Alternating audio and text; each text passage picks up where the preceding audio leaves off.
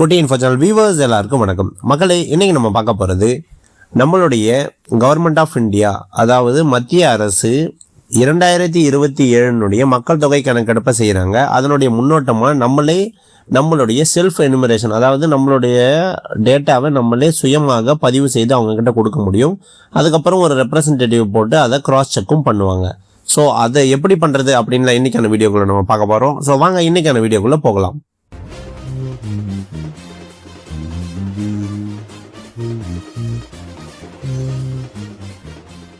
So first நீங்கள் நம்ம ஸ்க்ரீனில் சொல்லியிருக்க இந்த வெப்சைட்டுக்கு நீங்கள் வந்துடணும். இதனோட லிங்க்கை நான் உங்களுக்கு டிஸ்கிரிப்ஷனில் கொடுத்துட்றேன்.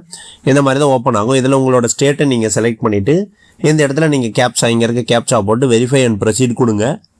ஸோ அடுத்து இப்போ பார்த்தீங்கன்னா இந்த மாதிரி உங்களுக்கு வந்து ஒரு டிஸ்க்ளைமர் வரும். இதில் ஓகே கொடுத்துருங்க.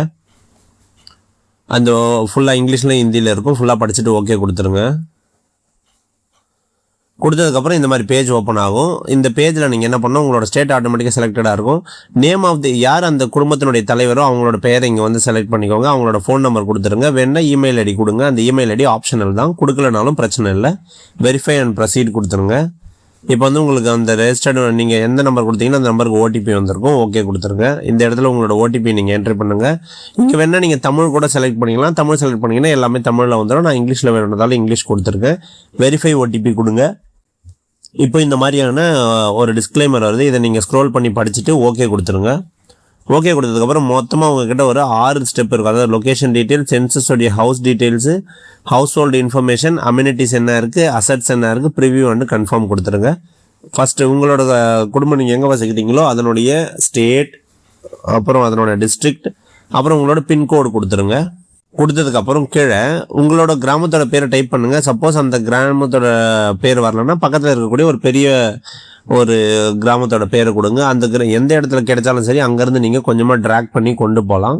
கொடுத்துட்டு சர்ச் கொடுங்க. சர்ச் கொடுத்தோன்னே எனக்கு பார்த்தீங்கன்னா எங்களோட கிராமத்தை தாண்டி ஒரு இடத்துல தான் கிடைக்கிது. நான் என்ன பண்ணுறேன்னா இதை ஜூம் அவுட் பண்ணுறேன். இந்த மேப்பை ஜூம் அவுட் பண்ணி கொஞ்சம் கொஞ்சமாக அப்படியே இழுத்துட்டு போயிட்டு எங்களோட வீட்டுக்கு மேலே இதை வந்து நிற்க வைக்கிறேன். நிற்க வச்சிங்கன்னா அதனோட லேட்டிடியூட் அண்ட் லாங்கிடியூட் அதுவே கன்ஃபார்ம் பண்ணிக்கும். ஓகே, நீங்கள் வச்சது கரெக்டானு கேட்கும். நீங்கள் இந்த மேப்பில் கண்டிப்பாக கொண்டு வந்தே ஆகணும். கன்ஃபார்ம் லொக்கேஷன் கொடுத்துருங்க. கொடுத்ததுக்கப்புறம் கீழே வந்தீங்கன்னா இந்த சேவ் அண்டு நெக்ஸ்ட் அதை நீங்கள் கொடுக்கும்போது மறுபடியும் நீங்கள் ஓகேவான்னு கேட்கும். நான் எஸ் கொடுத்துட்டேன். இப்போது பார்ட் 1 முடிஞ்சிருச்சு. அதனால் இப்போ பார்ட் 2ல் வந்து சென்சஸ் ஹவுஸ் டீட்டெயில்ஸ் இருக்குது. ஹவுஸ் டீட்டெயில்ஸில் கீழே பார்த்தீங்கன்னா இந்த வீடானது எந்தெந்த மெட்டீரியலில் கட்டப்பட்டதுன்னு கேட்டிருக்காங்க. அதாவது ஃபஸ்ட்டு என்னென்னா இதனுடைய தரை எப்படி இருக்குது, மண்ணால் ஆனதா, சிமெண்டால் ஆனதா, இல்லை டைல்ஸா, மொசைக்கா, இல்லை வேறு எதனா போட்டிருக்கீங்களான்னு கேட்டிருக்காங்க. அதை செலக்ட் பண்ணிக்கோங்க. அடுத்து இதனுடைய வால், இதனுடைய சுவரானது எவ்வாறு செய்யப்பட்டுள்ளது, அது வந்து பிளாஸ்டிக்கா, கிராஸா, இல்லை வுட்டா, மரத்தில் செஞ்சதா, கல்லால் செஞ்சதா, இல்லை செங்கலால் செஞ்சதா, இல்லை கான்கிரீட் போட்டதா அப்படின்னு கேட்டிருக்காங்க. அதை நீங்கள் செலக்ட் பண்ணிவிட்டு அதுக்கடுத்து ரூஃப், அதனோட டாப் இருக்குது இல்லைங்களா, சீலிங், அதே அதில் பண்ணியிருக்காங்கன்னு கேட்டிருக்காங்க. பெரும்பாலும் அது நம்ம ஷீட்டு இருக்கும், இல்லைனா கான்கிரீட்டாக தான் இருக்கும். அதை செலக்ட் பண்ணிடணும். அடுத்து வந்து condition of this census house, இந்த வீட்டு வந்து வாழக்கூடிய நல்ல சூப்பர் கண்டிஷனில் இருக்கா, இல்லை வாழலான்ற அளவுக்கு இருக்கா, இல்லை ரொம்ப டேமேஜான நிலைமையில் இருக்கான்றதை செலக்ட் பண்ணிவிட்டு நீங்கள் அந்த மாதிரிலாம் செலக்ட் பண்ணி முடித்த உடனே உங்களுக்கு சேவ் அண்ட் நெக்ஸ்ட் அப்படிங்கிற ஆப்ஷன் ஆனது வந்துடும். இது எல்லா டீட்டெயில்ஸும் வந்து நீங்கள் கொடுக்கணும். கொடுத்ததுக்கப்புறம் இங்கே பார்த்தீங்கன்னா சேவ் அண்ட் நெக்ஸ்ட் வந்துருச்சு. நான் சேவ் அண்ட் நெக்ஸ்ட் கொடுத்தோடனே இது டிஸ்க்ளைமர் கேட்குது. நான் எஸ் கொடுத்துட்டேன். இப்போது ஹவுஸ் ஹோல்டு இன்ஃபர்மேஷன் கேட்டிருக்காங்க. யாரெல்லாம் வீட்டில் இருக்காங்கன்னு. ஃபர்ஸ்ட்டு அந்த குடும்பத்தில் எத்தனை பேர்னு கேட்டிருக்காங்க. நீங்கள் அந்த குடும்பத்தினுடைய தலைவரையும் சேர்த்து எத்தனை பேரோ அதை போட்டுடலாம். அந்த குடும்ப தலைவனுடைய பெயரை வந்து கேட்டிருக்காங்க. அடுத்து நீங்கள் எந்த லாங்குவேஜ் செலக்ட் பண்ணீங்களோ அந்த லாங்குவேஜில் அந்த பேரானது வந்துடும். கீழே வந்து அவருடைய பாலினம் என்ன அப்படின்னு கேட்டிருக்காங்க. அதை நம்ம செலக்ட் பண்ணிடுறோம். செலக்ட் பண்ணதுக்கப்புறம் இவங்க எஸ்சியா எஸ்டியான்னு கேட்டிருக்காங்க. எஸ்சியா இருந்தால் எஸ்சி, எஸ்டியா இருந்தால் எஸ்டி, அப்படி இல்லாமல் வேறு எதுவும் வந்தாலும் அது அதரில் தான் கொடுத்தாகணும். அடுத்து அந்த வீடு வந்து நீங்கள் வாடகைக்கு இருக்கீங்களா, இல்லை உங்களுக்கு வேறு எங்கன்னா வீடு இருக்கா, அந்த மாதிரி கேட்டிருக்காங்க. இந்த கேட்டிருக்க கேள்விங்களுக்கு மட்டும் நீங்கள் பதில் சொன்னால் போதும். அடுத்து அதில் வந்து நம்பர் ஆஃப் ட்வெல்லிங் ரூம்ஸ் எத்தனை இருக்குது அப்படின்னு கேட்டிருக்காங்க. இது எல்லாத்துக்குமே நீங்கள் இந்த ஐ பட்டனை கிளிக் பண்ணிங்கன்னா அது வந்து உங்களுக்கு இன்ஃபர்மேஷனை கொடுத்துரும். உங்களுக்கு இருக்கக்கூடிய எல்லா டீட்டெயிலையும் அது எல்லா டவுட்டையும் சரி பண்ணி கொடுத்துரும். இந்த வீட்டில் எத்தனை மேரிடு கப்பல் இருக்காங்க அதெல்லாம் கேட்டிருக்காங்க. நம்ம அதுக்கு பதில் கொடுத்துட்டு சேவ் அண்ட் நெக்ஸ்ட் கொடுக்குறோம். இந்த கன்ஃபர்மேஷன் மெசேஜ் வருது. இது நம்ம எஸ் கொடுத்துடலாம். கொடுத்ததுக்கப்புறம் இப்போ அம்யூனிட்டிஸ் வந்திருக்கு. அம்யூனிட்டிஸ் என்னென்னா வீட்டில் என்னென்ன வந்து உங்களுக்கு வசதி வாய்ப்புகள் இருக்குது அப்படின்னு கேட்குறாங்க. நீங்கள் குடிக்கிற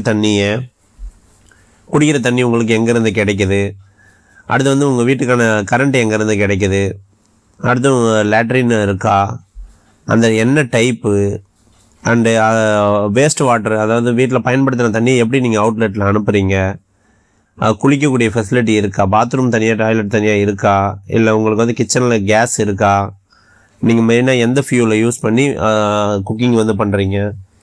இதில் எதுவுமே நீங்கள் மறைக்க வேண்டிய அவசியம்லாம் கிடையாது. நீங்கள் மறைச்சா அப்படி நமக்கு ஏதாவது ஸ்கீம் கிடைக்காம போயிடுமோ அப்படிலாம் நினைக்காதீங்க. இது பேசிக்கான கொஸ்டின்ஸ் தான். இதை கொடுத்துட்டு சேவ் அண்ட் நெக்ஸ்ட் கொடுத்துடலாம். கன்ஃபர்மேஷன் மெசேஜ் வந்து எஸ் கொடுங்க. அடுத்து அசட்ஸோட காலம் வந்திருக்கு. அசட்ஸில் நீங்கள் என்ன ஃபோன் வச்சுருந்தீங்களா, என்ன ரேடியோ, என்ன டிரான்சிஸ்டர், அந்த மாதிரி என்ன வச்சுருக்கீங்க அப்படின்னு கேட்டிருக்கேன். பெரும்பாலும் எல்லார்ட்டையும் ஸ்மார்ட் ஃபோன் இருக்கும், அதனால் பொய் சொல்ல வேண்டிய அவசியம் இல்லை.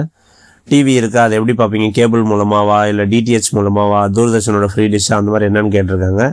வீட்டில் எப்படி இன்டர்நெட் யூஸ் பண்ணுவீங்க, லேப்டாப் இல்லைனா கம்ப்யூட்டர் இருக்கா, டெலிஃபோன் மொபைல் இல்லைனா ஸ்மார்ட் ஃபோன் இருக்கா, bicycle, scooter, motor cycle, mobile ஏதாச்சும் இருக்கா, காரு, ஜீப்பு, வேன் இருக்கா, அண்டு நீங்கள் வீட்டில் சாப்பிட்றதுக்கு மெயினாக யூஸ் பண்ணுறது என்ன, கோதுமையா, அரிசியா, இல்லை என்ன யூஸ் பண்ணுங்கன்னு கேட்டிருக்காங்க. அடுத்த கடைசியாக உங்களுடைய ஃபோன் நம்பர் கேட்டிருக்காங்க. அது ஆட்டோமேட்டிக்காக காப்பி ஆகிடும். இந்த ஆன்சர்லாம் கொடுத்துட்டு நீங்கள் சேவ் அண்டு நெக்ஸ்ட் கொடுத்துடலாம். கன்ஃபர்மேஷன் வரும், நீங்கள் எஸ் கொடுத்துருங்க. எஸ் கொடுத்ததுக்கப்புறம் உங்களுக்கு ப்ரிவியூ வந்துடும். இந்த ப்ரிவியூ வந்து நீங்கள் ஃபுல்லாக பார்த்து முடிச்சிட்டிங்கன்னா, நான் வந்து இங்கே எதுவும் மிஸ் ஆகிடக்கூடாது, டேட்டா மறுபடியும் நம்ம ஃபில் பண்ணணுமே அப்படின்றதுக்காக நான் இங்கே சேவ் ஆஸ் டிராஃப்டர் கொடுத்துட்டேன். இப்போ சேவ் ஆயிடுச்சு.